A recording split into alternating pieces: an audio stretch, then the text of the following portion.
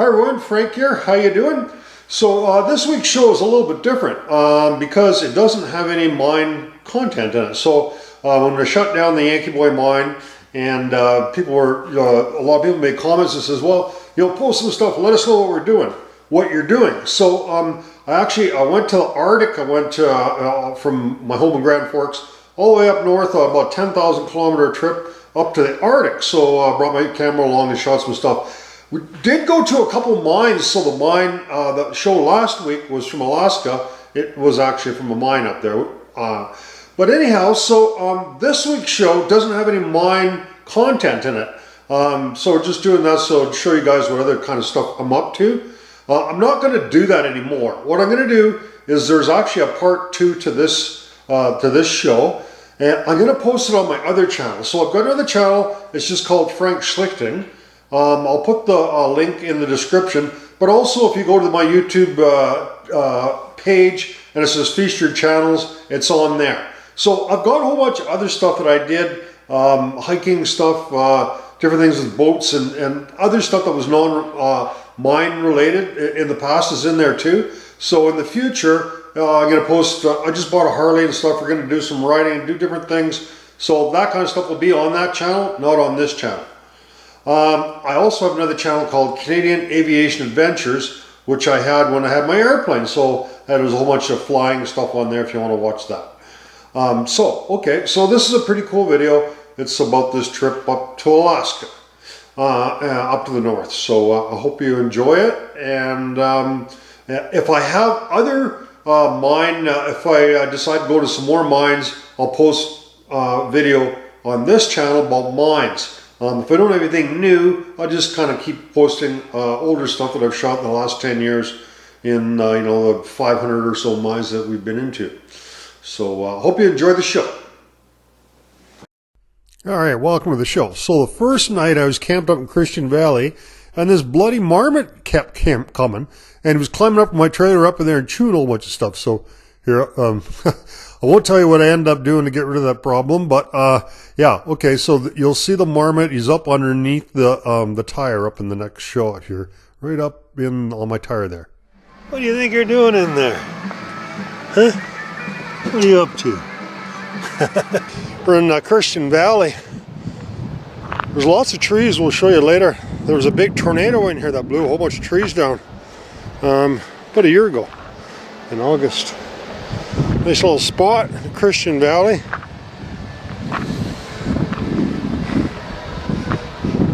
The road's a little rough, but just take your time. It's not bad. There's lots of free campsites along here. Beautiful drive. This is actually the river that comes right into Grand Forks. The Kettle River.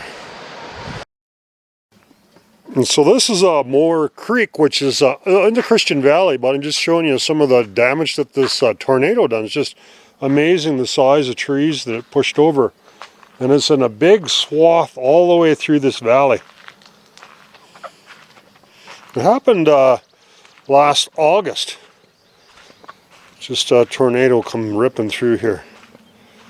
But it snapped off like, pretty much pushed all these trees over in the bottom of the valley. And snapped off huge trees in places.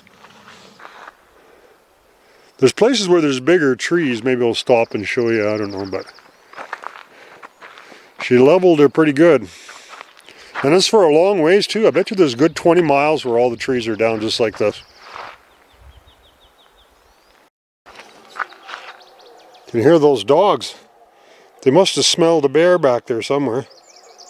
We're past the worst of the tornado damage. There's a really cool waterfall here, around 78 kilometers. So we're going to go down and show it to you. I always thought about taking a rope and going over the edge of this big cliff where the falls are. We're not going to do it today.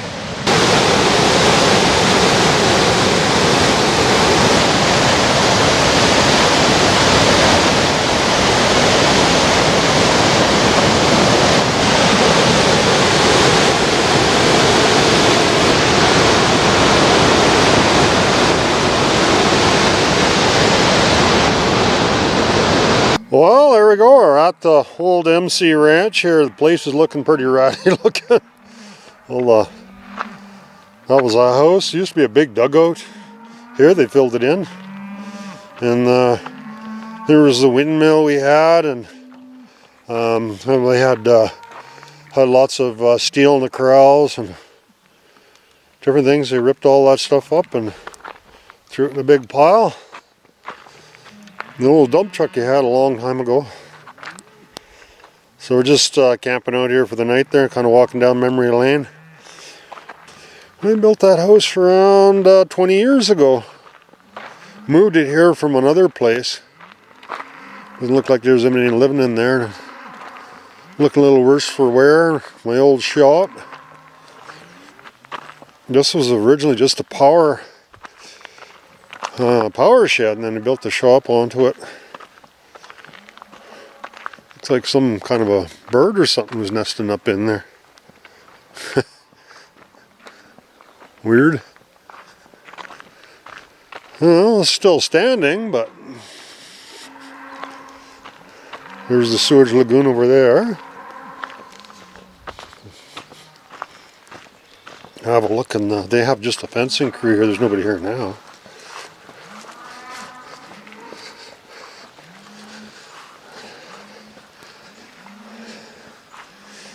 Yeah. Oh, the shop's not too bad. Oh, there's my sign. Everyone had no hunting signs, and my sign said, "Hunters welcome." And my number. I didn't mind people hunting on my property.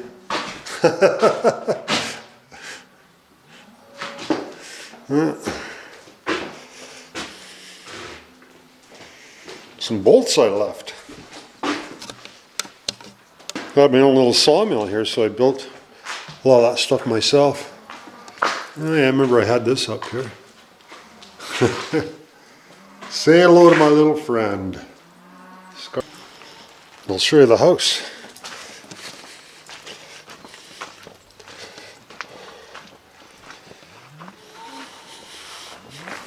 Just on pilings. Underneath, we just push them under the hoe. Looks like we've got a bit of water issues here. We still have heat in here.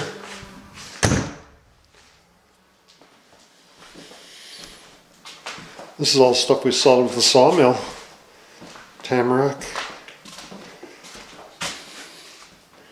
Bathroom.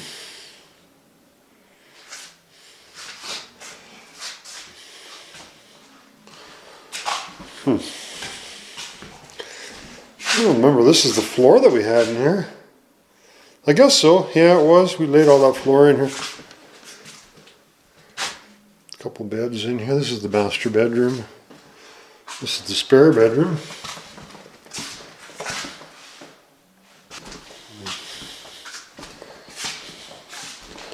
It's our living room. The wood stove was there.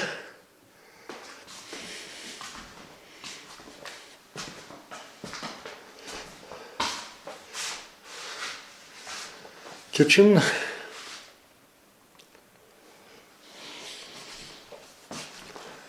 There was a burl that I cut and put in there. There's my brand. A little room here. It's kind of like a living room or whatever, sunroom, I guess. This little tamarack that we sawed on the mill. Something's kind of got a little warped. They probably never heated this for a long time. Had problems maybe with it. Luckily the rats haven't moved in. Looking pretty ratty for a 20-year-old house.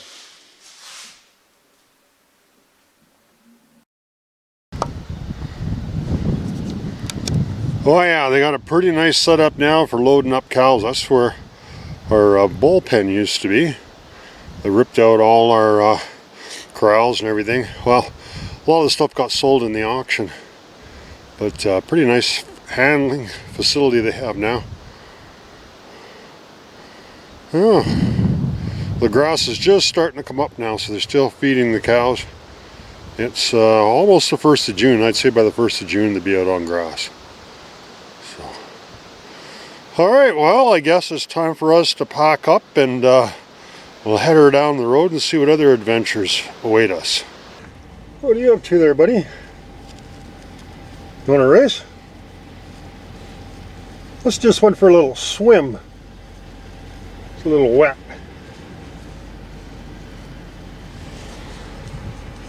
Hey, guy. These bears aren't very shy. They see a lot of people because they kind of hang out on the side of the road. This is a place called Steamboat. Kind of a pretty good hill going up here. There's a nice view from here. There used to be a place where there was a gas station, a whole bunch of old buildings, but they can't get in there anymore. So this is the only viewpoint you have of it now. It's a pretty fair steep hill going up here. We're just getting some gas. I've got my own gas tank. My own gas station. This is a place here called Summit Lake. So just phenomenal scenery in here. So this is kind of typical of a lot of places along the Alaska Highway. They had all these little gas stations and resorts and motels, and they're all abandoned now because, well, people have RVs and the road's way better, so you can make a lot more miles. And losers have put some graffiti up here. But yeah, there used to be all these little gas stations and motels and all this cool stuff. All been abandoned for quite a few years.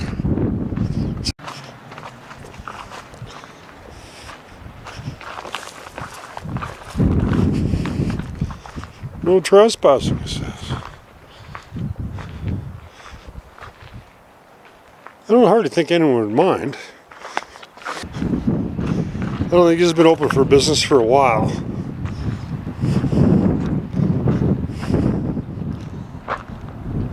A big lodge here.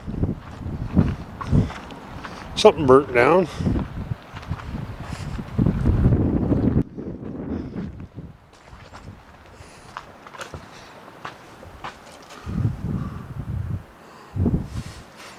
We were in one of these little lodges and there was still like the bank machines were still left in there. Some of them looked like they just dropped everything overnight.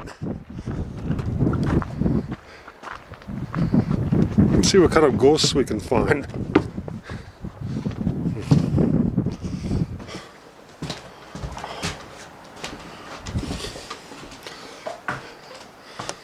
More like to see a rat than a ghost.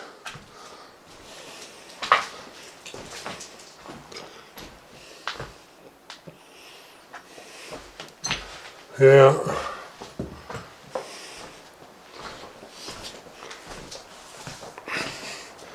I'm thinking this is what my house is going to look like in a few years.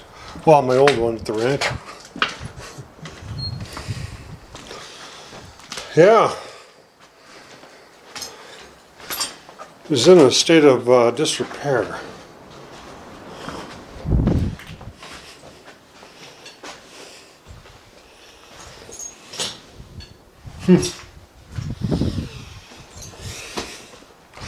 Well, I don't imagine we'll be spending the night here. Let's head back up the road and see if we can make it to Liard Hot Springs. This is a place called Toad River. There's an airstrip here. It's right beside the highway. A kind of interesting story. There's a guy here, his name was Barry Drinkall. I was working on a fire here about 20 years ago and we had a huge problem with bears. And this guy had a whole, he had a bunch of bush planes they took people into the bush with. And he had these dogs called Curly and Bear dogs.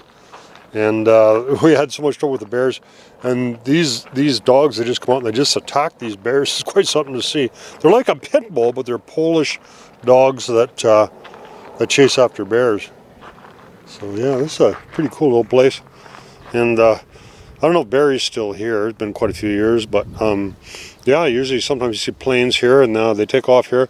And they got a whole bunch of camps to go hunting and stuff in the backcountry here on little cabins. And these dogs, what they do is they go back into the cabins and there's always bears in there. As soon as they got out of the plane, they let the dogs out and they just chased all the bears away.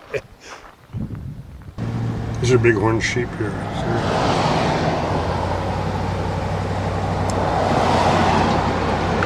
Hey guys.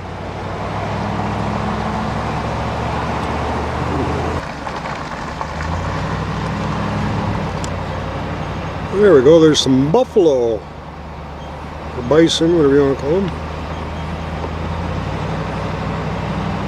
They can be kind of nasty, you don't want to get out or anything and piss them off, you never know.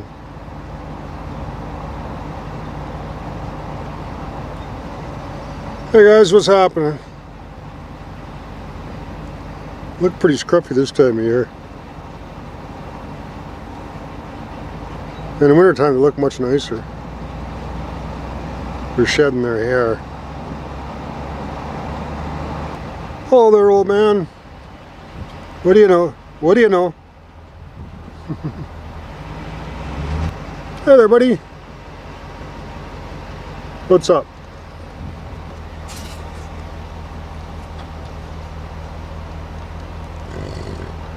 Yeah. That sign is right where the turnoff is to the hot springs. It says 400 meters to the Liard River hot spring. So there is a road going this way, and when I was here about 15 years ago, I hiked about 2 miles down there, but that kind of ran out of energy. It says designated vehicle route, and I always wondered where it went. I thought maybe it went to some cool camps along the Liard River. So now we got the e-bike. We are going to go for a trip down there and see where it goes. We're camped out just about another half a click that way, right at the Liard River Bridge. So it's only about a kilometer from where the Liard, the bridge crosses the Liard River to where the hot spring is. Oh boy, this is just a nice little trail for an e-bike. You can just zip right along here, and ended up kind of where I thought I was going to. Well, there's a bunch of branches, but this one just ended up right on the river on the other side. So you can see, I'm not sure if this is the Liard River. How to check that out. You see the highway on the other side. So hopefully, I'm thinking, I can't remember how far back it was to that bridge. There's a bridge down there somewhere.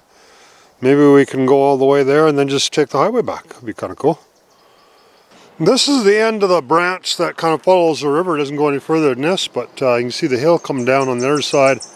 There's another river coming in here. Beautiful little spot. So it looks like this was maybe a road that they put in here a long time ago. I'm not sure. It looks like they were doing a little bit of mineral exploration. But also they had some camps in here where they were probably for hunting. People, maybe guide outfitters or something, had a little camp in here. I think we're probably close to, I didn't look at the odometer, about 7-8 clicks maybe from Liard Hot Springs. Yeah, I'll scrounge through there, see if there's anything really interesting. Probably lots of old stubby beer bottles. They're from the 70s, or I guess up into the 90s. Motor oil cans. There's a couple interesting things here. There's a Shasta, a Coors beer can, a BA oil can, Labatt's, beer can, 7-Up, says West and Wild on it, little right guard, deodorant, and a Budweiser. So we're not going to take any of this stuff. We're not in the museum business anymore, so we'll just leave the stuff where we find it.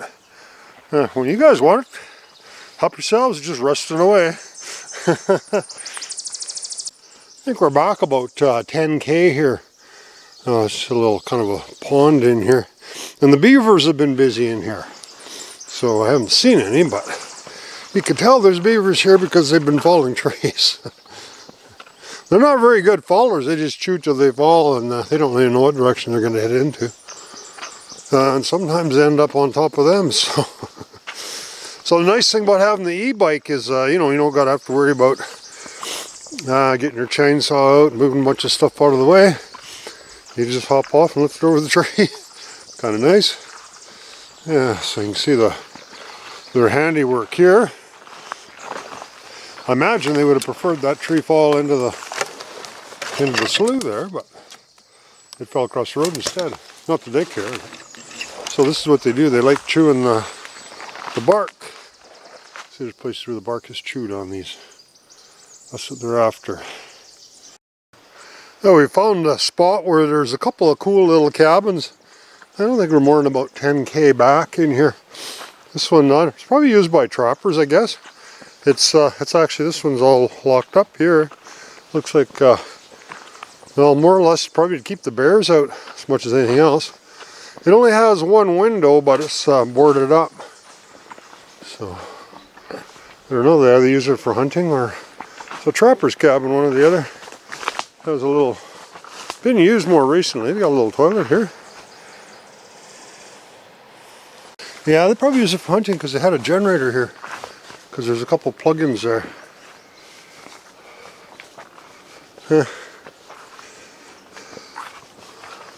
Nice spot on the river here. Oh, there's some tracks down there. The beach. Maybe we'll get down to the beach there. There's the river. How do you like that for a view, huh? Gorgeous spot. Yeah, we're really quite a long ways back on this river here. Long ways from probably the closest person. I would say I wouldn't think there's anyone within 10 kilometers of here. So this is a kind of a neat little bench. If you look at this rock, it's just layers. Kind of neat the way it's folded like that. And it's sitting straight up and down, so it's folded. Interesting geological feature. Well, we're just about 15k back and we didn't want to go much further, but we find ourselves at Liard River Outfitters. So this is obviously a fly-in camp because nobody's driven in here for a long time. So there's an airstrip here. Yeah, it looks like a pretty nice camp. Everything's locked up, so we're not going to break in or anything like that. I mean, if it was open, we'd show it to you, but I see we're not gonna. So this looks like the result of a landing that was poor. That's a pretty fair-sized prop. Okay, so now we're at the Liard River Hot Springs. And if you see this sign, you'd be crazy not to go in here. Like, it's $5 and it's one of the most awesome hot. You can't even buy a gallon of gas for $5 now. You just drive in here and you walk up the boardwalks. The only one that's maybe more awesome is St. Leon's, but that's more of the advanced hot spring. This one, you can just walk right into this neat boardwalk and we'll show you what the hot spring looks like.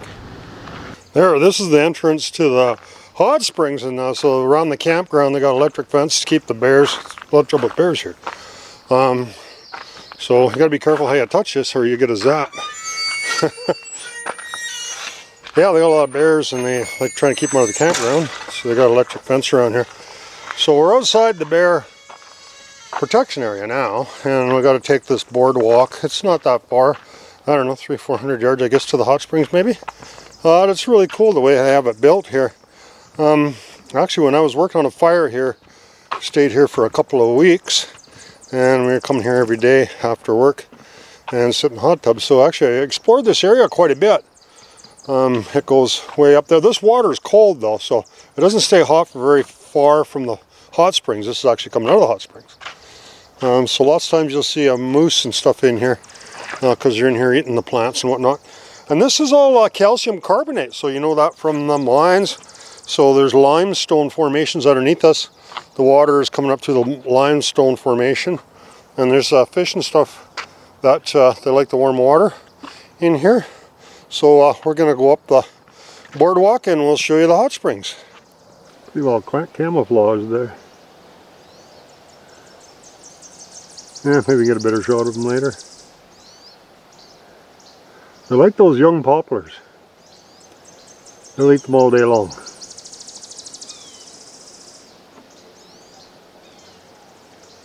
Hey guy.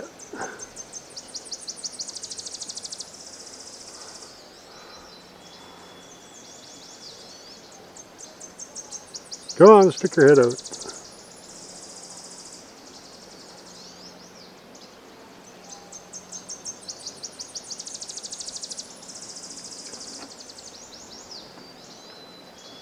I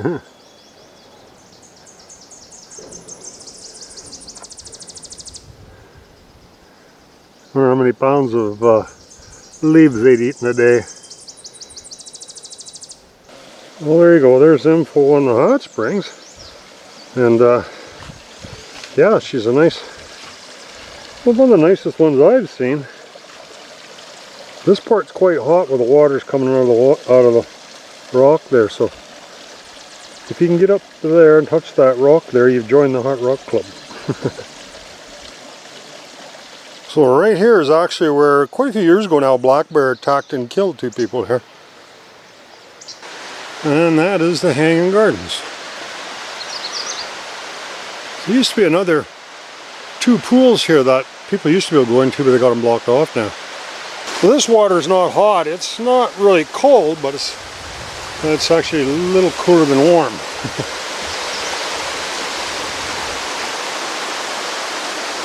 Yeah, there's quite a few spots where the water comes up through the limestone here. I'm sure where it comes to the surface it's hot. It cools off pretty quick. I don't think very many people come up here, but they have a nice boardwalk coming up here. If you look at the boardwalk, you can see it used to continue on past there. There is actually another pool back there. They've rehabilitated that. And they don't let people, oh, you're not supposed to walk off the boardwalk, so we won't. But it's back there.